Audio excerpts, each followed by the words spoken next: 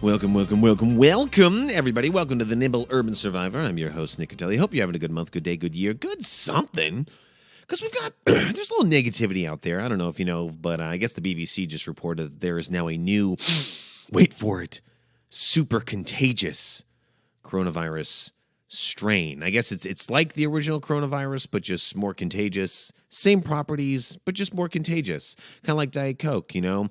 All the great flavors of regular Coke, but 0 calories. And I guess that's kind of the coronavirus, is it's more contagious, but supposedly the vaccine can cure it, so hopefully we'll be good. I know a lot of people right now are kind of sad because, you know, with the holidays, they're not going to be able to see their loved ones, and that's not good. So, you know, hopefully we're going to get through this and coronavirus will be gone, and by this time next year we'll be, you know, laughing about it. Other sad news, and this is the really sad news, because I was a little bit sad about super coronavirus, but I don't know if you guys watch The Mandalorian, okay? And if you do, I'm going to give you a big, huge spoiler here. So, you know, spoiler alert, Mandalorian Season 2 just ended. The star character of the show, which is obviously Baby Yoda, or what was his name? It was like Grogu or Yogurt. I don't know. It makes me think of Yogurt from the movie Spaceballs. But Grogu gets saved by Luke Skywalker. Yeah, they made a CGI, like, young Luke Skywalker. And it's such a badass moment. Like, Luke comes in and, like, destroys all of these, like, evil Star Wars stormtrooper robots. They actually kind of look like Cylons from Battlestar Galactica. I'm pretty interested why there isn't a lawsuit there. But, you know, it was great. But the sad thing is like, I guess Baby Yoda is gone. His storyline is over because Luke, you know, picks him up and takes him away. And that was really, really sad. Because now I'm like, well, you know, what's season 3 going to be about? There's no more Baby Yoda. I thought they were going to make Baby Yoda last for at least like 10 to 56 seasons because he was such a popular character for Disney. I mean, he's just like raking in the cash with all the toys and the Baby Yoda merchandise.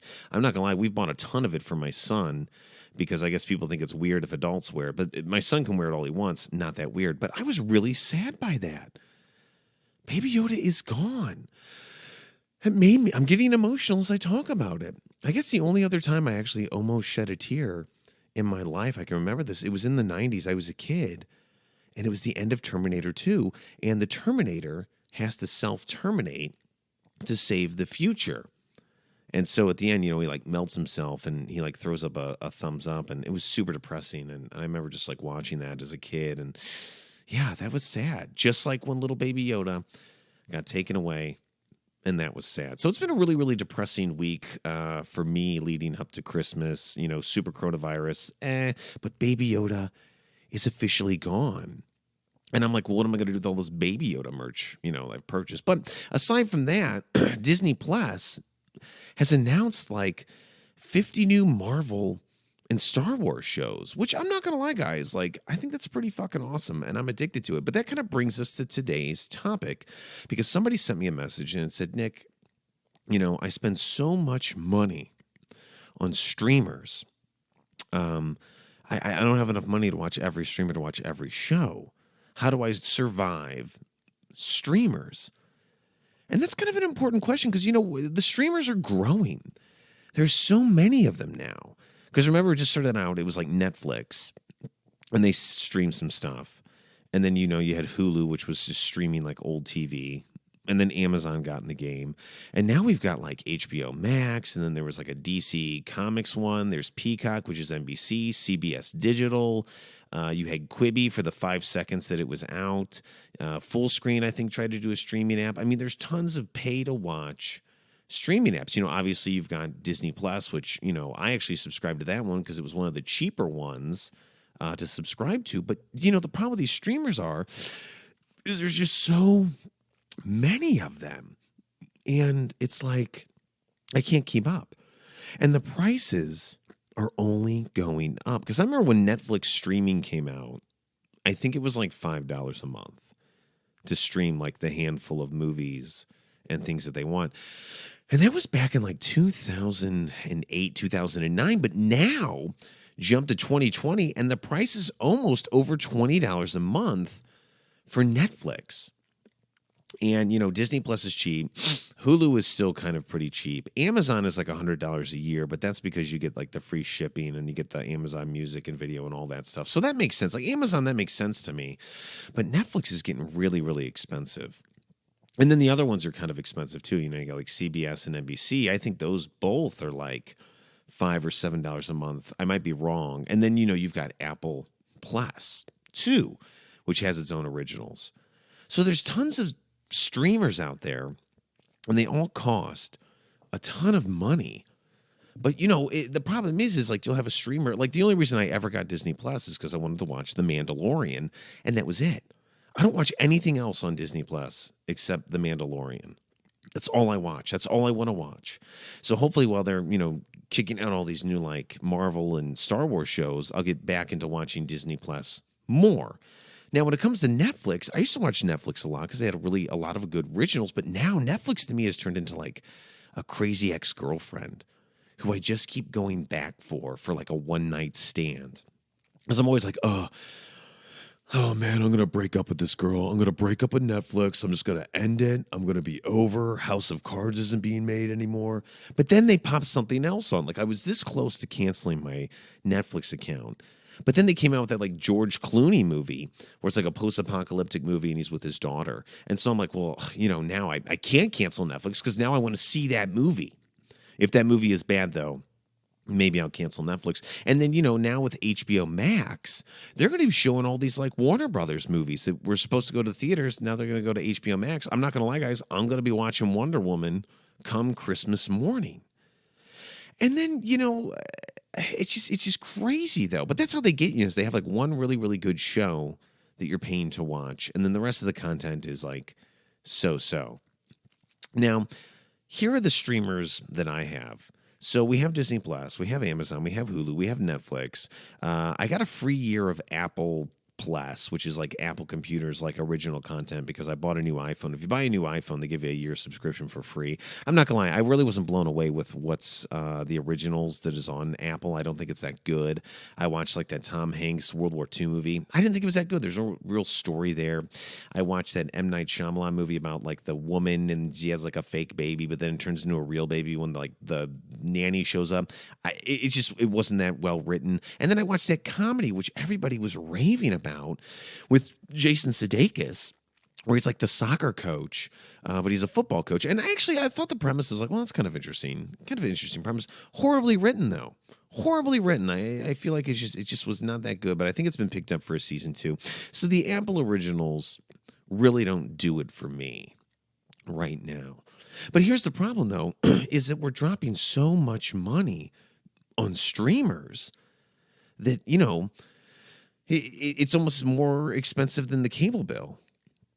Because if we look at the history, right, when TV first got created, there was like 3 television stations. I think there was like ABC, CBS, NBC, and that was it. I might be wrong. If I'm wrong, just correct me. But I think that was it. We had like 3 stations. And then, we get to like the 50s, 60s, 70s, jump to the 80s, jump to the 90s. Now we got basic cable. Now you can pay to get a satellite dish or get like 100 channels.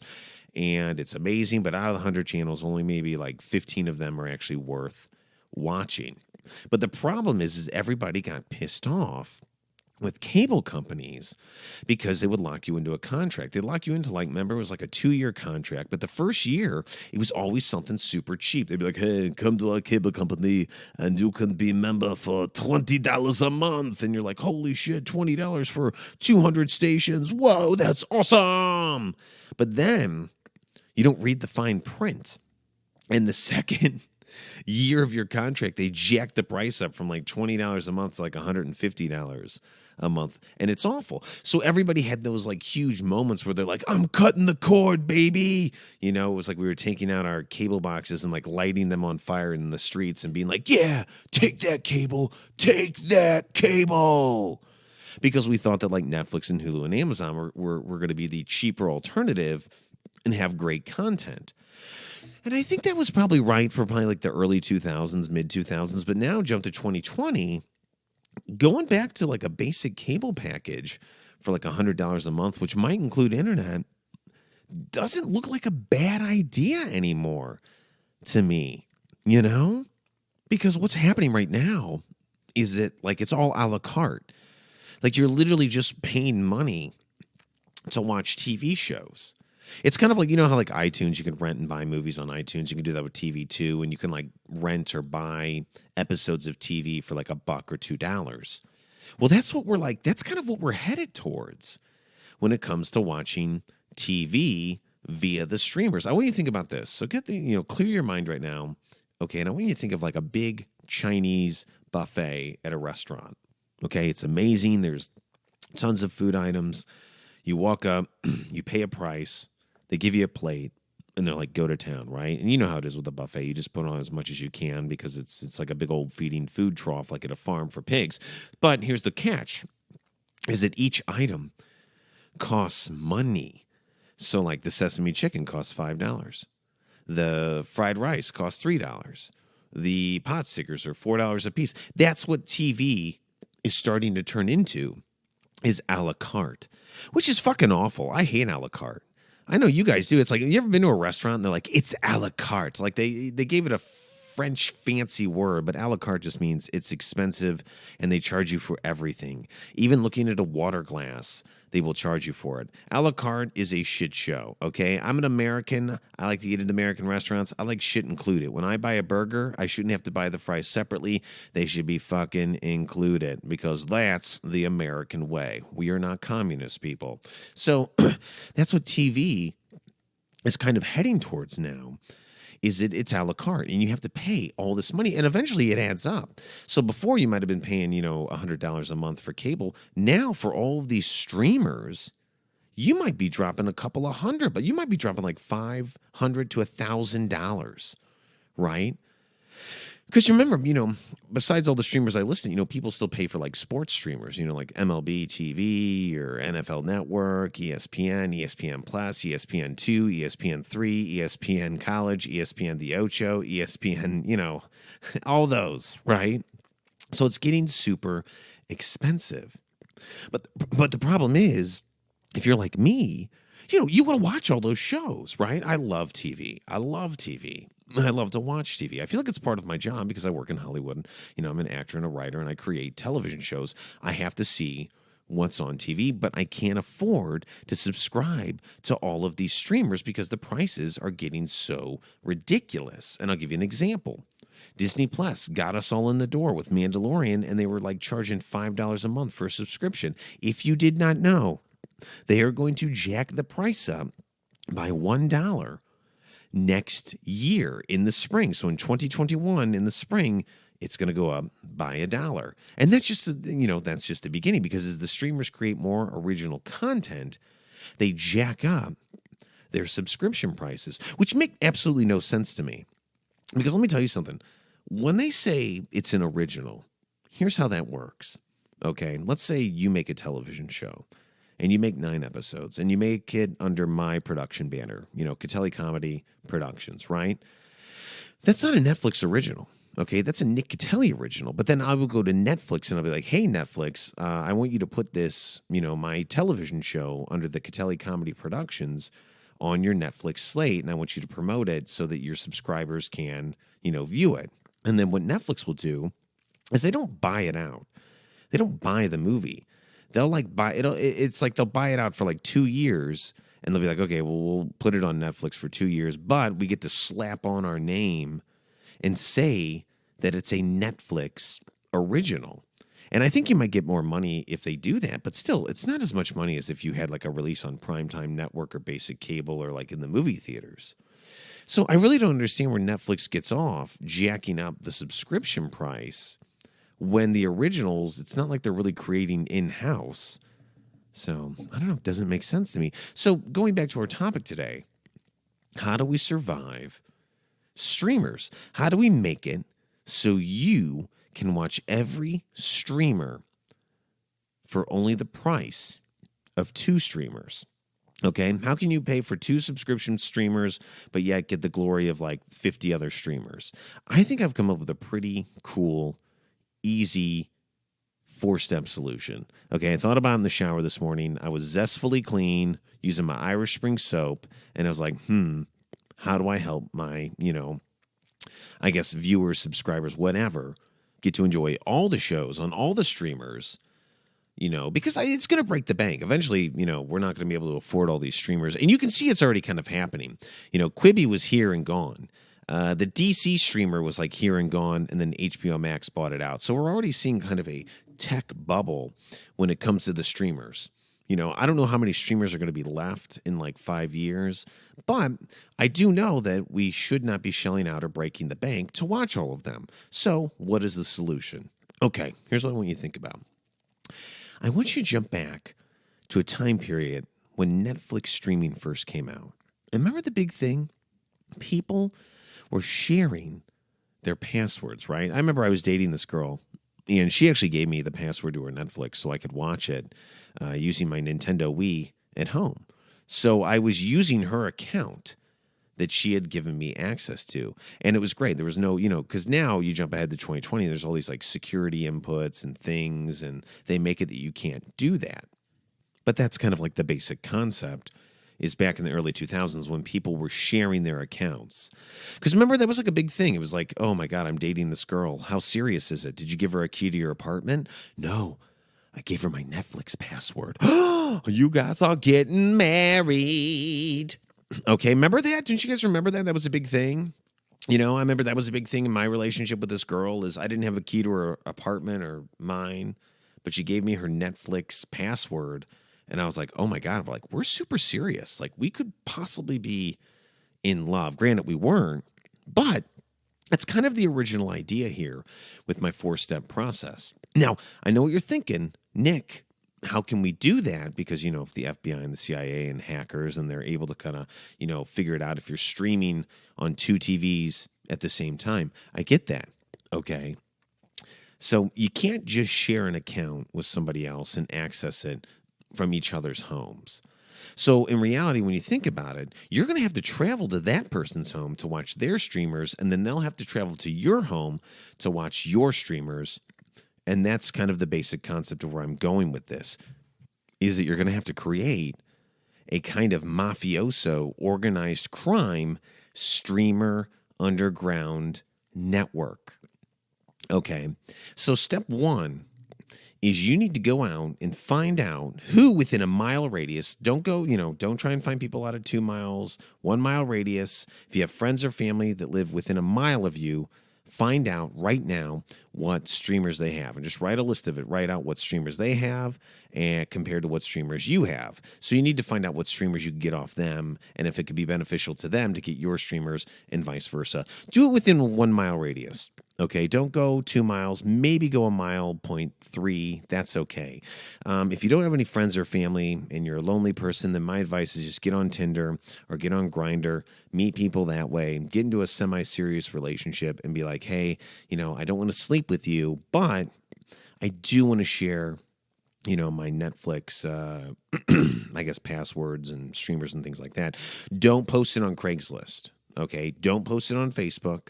Don't do any of that because then you're going to leave a digital paper trail for the FBI, CIA, and the streamer networks to, come down on you. And the last thing you want to do is you want to piss off like Disney or the NFL because I'm not going to lie, Disney and the NFL, they both have more power than the president. I don't know about you guys, but sometimes I think Jerry Jones, the owner of the Cowboys, secretly runs the country because the NFL has more power than like pretty much the planet Earth. So you don't want to leave a digital paper trail. Okay, but build your list. That's step 1. Okay, once you have your list with your people and their streamers, you need to set up a network of, I would say keep it tight. Keep the network tight. Keep it about 4 to 5 people, right, that have streamers that you don't have and vice versa. All right, and you're going to want to get them together. And it's going to be kind of like a family. Like in the mafia, they have like a family where you're creating a organized crime mafioso streamers family. Okay. And what you guys are going to do is you're going to be watching, obviously, the streamers at each other's houses. And that's how you're going to get away with this. So step 2 is recruit your family. Like in the movies where they show like a movie montage of like recruiting people for like a heist, like in like Ocean's 11, they're like, hey, I need you for a mission. It's kind of like that same idea. You can kind of have a little bit of fun with it when you go out and recruit people. You can kind of pretend like you're in Ocean's 11 or, the A team or whatever, but have fun with it. Okay. But get your family together, which brings me to step 3, which is everybody has to be everybody.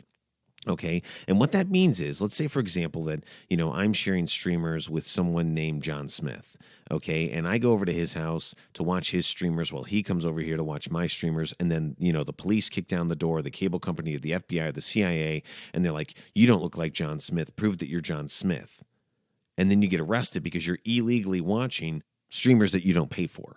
Okay, so how do you make sure that that doesn't happen? Well, what you're going to have to do is that everybody in your organized streamer crime family is going to have to get fake documents made. And this is step 3, by the way, is get fake identity documents for everybody in your family. So if you have 5 people in your streamer mafia family, you're going to want to get probably, 5 other identities. So you're going to have to get licenses with their names on it. You're going to have to get birth certificates, social security cards, proof of leases, things like that. Okay. You have to get it all done. Now, I do know that getting that stuff, can be a little costly on the black market. It can cost a lot of money, I've heard. But granted, it's worth it. If you're already dropping a couple of $100s a month on streamers, then in reality, what's 6 figures? What's a couple of $100,000 mean? It's a one-time payment to get all those like fake identity documents versus that's a better investment versus, because over time, you're going to probably be spending trillions of dollars on streamers. So this is the cheap alternative still, because I know you're about to turn the podcast episode off and be like, Nick, this is not the cheap alternative. I'm telling you, I've run the Harvard numbers. I ran it through Yale. I even talked to a guy in an alley who said he went to Cornell for 5 seconds to get a sandwich, and he said it's cheaper to do this method than to, pay for all the streamers. So that's what you want to do. Everybody in the group, needs to get identity documents in case they get stopped by the police, CIA, or Jerry Jones so that they can say that they are you or vice versa. So you're not technically, quote unquote, illegally watching their streamers for free. So that's step 3, which is, I guess I would call it identity fraud, streamers, mafia release or something. I don't know. So step 4 then is you just want to organize it, And that's it. So you just set up kind of like an easy schedule where, maybe on Mondays and Tuesdays I go to John Smith's house. He comes over here. And then on other days I go to like Julie Smith's house on Wednesdays and Thursdays. And, we just set up a really good underground system of watching our streamers while we only just pay for the 2 that we have. So you see what I mean? If 5 people each just have 2 streamers, then 5 times 2, that's right. I passed Algebra 1. Is 10, right? Is that 10, guys? Yeah, it is 10. So now you're getting 10 streamers for the price of only 2. Bada boom, bada bing, I'm so smart. And it's as simple as that, guys. It's a 4-step process to be able to enjoy every streamer on the market for just the price of 2. Now let's talk about this, because here's what will happen with people. People will get used in the streamer universe. We know that. You'll meet somebody who'll want your password or want to share a streamer with you, and they just want to use you for, a rib roast or to binge watch Orange is the New Black, and then they're done with you. You're going to run into a lot of people like that when you're trying to set up your family. You're going to run into a lot of people who just want to use you to binge watch and use your streamers. Sometimes I think that's why a lot of people just date each other today. I think statistically, it used to be there were a lot of sexual hookups on Tinder, but now I think there are just more binge watching streamer hookups on Tinder. I'm not gonna lie, guys. I know Grindr is supposed to be a hookup app, but I'm pretty sure in 5 to 26 years that Grindr is strictly going to be a hookup streamer app. People aren't going to be having sex; they're just going to get together to watch, streamers that they don't have. Actually, now that I just said that out loud, that's kind of a $1 billion idea, okay? Is that if someone created an app where you could meet someone who has a streamer that you don't have, and you can hang out at their place with them and watch that specific show. Holy fucking shit. I just thought of that. That's not even scripted in this episode. I literally just, I'm sorry, I'm getting a little loud here, but I literally just thought of that idea right now. This was not planned ahead. An app, a social media app, all right, where you put on there what streamers you have and what shows you like. and then someone else does the same thing, and then you guys can meet each other and watch each other's stuff together. Oh my God, that's genius. Now, here's the thing is obviously, I don't want serial killers getting on the app and luring people to their death. But still, guys, you got to admit, that's a $1,000,000,000 idea. I said it there. If you do create the app, please let me know. I won't sue you because, I'm not an LA douchebag like people are down here, especially my downstairs neighbor. But, throw me a free download or something, or maybe just throw me a few bucks, or buy me a sandwich, a good sandwich, not a Subway sandwich, but an Italian deli sandwich at the Hill in St. Louis. Because if you have $1,000,000,000, you'll have a private jet or a helicopter. You could easily take me there and back to LA. But that is oh my God, what an amazing idea. Okay, bring it in, Nick. Bring it in. Okay, sorry about that. Okay, but let's go back to my original idea before I came up with that $1,000,000,000 idea, is that you will encounter people that just want to use you for your streamers, get what they want out of you, and then walk away. Now, in your mafia family, if you don't know how organized crime is, the minute you're in. You don't get to leave, okay? You're in by blood. Because I would assume when you guys have your, underground streamer mafia, maid ceremonies, that there's, I would say, like a small blood exchange and a candle lighting ceremony. It's super serious. You guys are in this for life. The only way out is by death or you hit retirement age, okay, which I believe retirement age is 87. So if anybody in the group is like 87, they can walk out. Here's my other thing, too. Don't bring someone into the group that's like 86 because then they're going to be retiring in a year. I would say minimum age, bring them in latest 52, okay? Now, if you do have somebody in the group that tries to just binge watch and, get out, you're going to need to probably hire some muscle to get rid of them. And I don't mean kill them. Please don't kill anybody. Killing is bad. But I mean you could kidnap them and strand them on an island. Okay? And then nobody has to hear or see from them ever again. Because here's the thing, guys. As you know, it only takes one Sammy the Bull to take down your whole Streamers Underground Mafioso network. It takes one rat, one person, telling the FBI. So you have to keep a tight-knit group to make sure that nobody goes against the family. Now, there's a couple of ways you can do that. Obviously, you could also blackmail each other. Maybe each person gives something that they could use to blackmail them, or something happens and, they lock it in a safe. And in the event they go against the family, they release it and it can horribly ruin them. That's how you can keep people in check. I don't know, a lot of reasons. I won't get into it, obviously, but if you Google it, maybe you could find something else about it. But guys, that's it.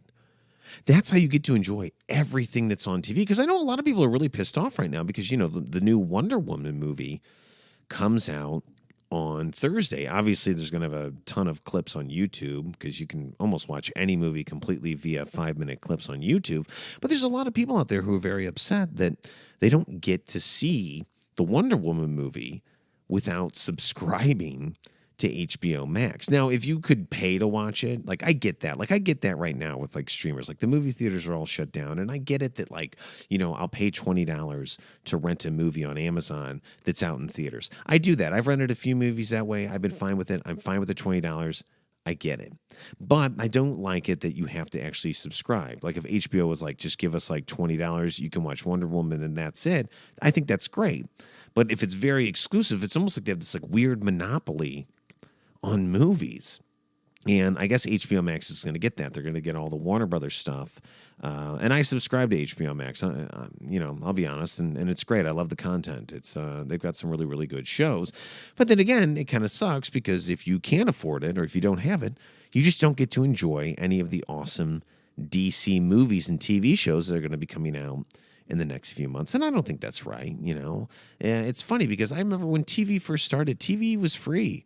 You just had to buy a TV, get some antennas and a whole roll of tinfoil, and you could watch TV for free. And then cable came out and was now you got to pay to watch. And now you got to pay to watch everything. Greedy, greedy, greedy. Money, money, money. Money makes the world go round. People always ask me, what's the downfall of human civilization? One word. I would say greed. The almighty dollar. That's why stuff doesn't, ever move. Back when we had the really cool electric cars, in the 90s. Company just bought it out, shut it down. That's the power of money. Money can shut down anything. And I think that's kind of what's happening with television right now is they're just getting greedy. It's a pay-to-play scenario, which is really sad. So that's why I'm glad that I was able to provide with you guys my simple 1, 2, 3, 4 step process so you can enjoy all of the content and all of the streamers. You're welcome. You're welcome. And that's the good thing about this show. Number one, you don't have to pay to listen to my show. There's a good thing, too, because, in reality, just a little extra, I guess this is my final thought, is that everything is starting to turn into a turnkey operation. Like, remember in the 50s when they had those turnkey restaurants where you walked in and it was like a whole wall of little, like, glass things, and you put a quarter in, you turn the handle, and you got a piece of pie out, and you paid another quarter to get a hot dog and a root beer and all that. Everything is turning into a turnkey style business model now. Even with social media stars. I mean, look at this. Like, you go on Instagram and you'll see somebody on social media and you're like, oh my God, I really like your content. And then they're going to be like, okay, well, go to my OnlyFans where you can subscribe and pay me $10 a month to watch more of my social media content. So everything is like a la carte now when it comes to media. And that's so weird to me. So my thing is what's going to happen eventually. It's going to be like 2008 with the whole mortgage crisis is you're going to have so much content and all these people with their hands out asking for money to view them that everyone's just going to go bankrupt because of it. Because it's like there's a point where there's almost too much content, because back in the day, you could watch every TV show that was on TV. But I think statistically now, you can't watch everything that's on TV because there's just so much stuff that's being added onto the streamers and television. I mean, by the end of this sentence, 5 new shows have been created, filmed, and produced and put up on Netflix. So where does it end? Where does it begin? I don't know. But I hope that my little 1, 2, 3, 4 step process will help you enjoy all of these shows at the low, low price of just, 2 streamers. And guys, that's our show today. So I hope you enjoyed it. I know it's the week of Christmas, so have a great Christmas. I hope you had a good Hanukkah, happy Kwanzaa, happy Festivus, whatever you celebrate. Have a good holiday. And I know a lot of people are sad right now because COVID is keeping people home. I know my parents were going to come visit me, but I told them to stay home because I didn't want them, to get affected by COVID. It happens. And I know a lot of people are going to be sad, but don't be sad. I want you to think of it like this, okay? Is that, yes, they might not be with you today, but that guarantees that they will be with you tomorrow and the day after and the day after and the month after and the year after. And next year, when Christmas is back on fucking track and Hanukkah is still kicking it and Kwanzaa and Festivus and all that shit, we're going to look back on this and we're just going to laugh and we're going to embrace with our loved ones and our friends and say, you know what? I'm so happy you stayed home because now, instead of guaranteeing just one Christmas, I can guarantee 20 to 52 Christmases, Hanukkahs, or Kwanzaas. And I think that's the important to think about. Is don't think about the now. Think about the then.